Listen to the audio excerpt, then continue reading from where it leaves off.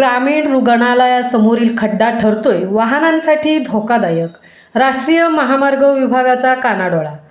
पहिल्याच पावसात साचले महामार्गावर पाणी. ठेकेदार कंपनीचा नियोजन शून्य कारभार. मुंबई गोवा राष्ट्रीय महामार्गाचे काम हे 13 वर्षापासून सुरू असून अजूनही महामार्गाच्या दोन्ही मार्गिका सुरू झाल्या नाहीत. सार्वजनिक बांधकाम मंत्री रवींद्र चव्हाण यांनी मागील वर्षी गणेशोत्सवापूर्वी महामार्गाच्या दोन्ही मार्गिका सुरू केल्या जातील असे आश्वासन दिले. त्यानुसारच गणेशोत्सवापूर्वी अनेक दौरे करीत मुंबई गोवा महामार्गाच्या मार्गिका गणेशोत्सवापुरता सुरू केल्या. त्यामुळे कोकणात गणेशोत्सवासाठी येणाऱ्या त्रस्त भाविकांचा प्रवास सुखकर झाला. मात्र गणेशोत्सवानंतर पुन्हा एकदा मुंबई गोवा महामार्गाची अवस्था जैसे ते पाहायला मिळत आहे. मुंबई गोवा महामार्गाच्या वीर ते भोगाव या तिसऱ्या टप्प्याचे काम नामांकित L&T कन्स्ट्रक्शन कंपनीने केले.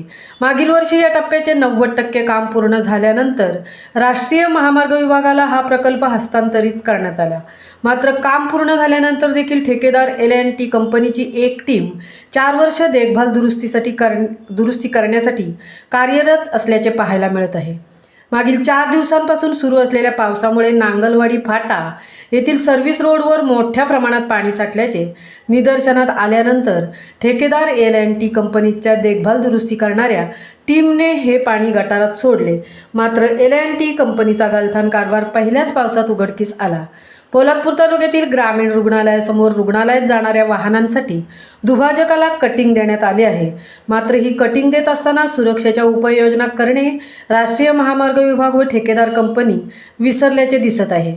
ज्या ठिकाणी कटिंग दिली जाते त्या ठिकाणी सिमेंट कॉन्क्रीट टाकले नसल्याने पाऊस पडल्यावर तेथे चिखल होत असतो.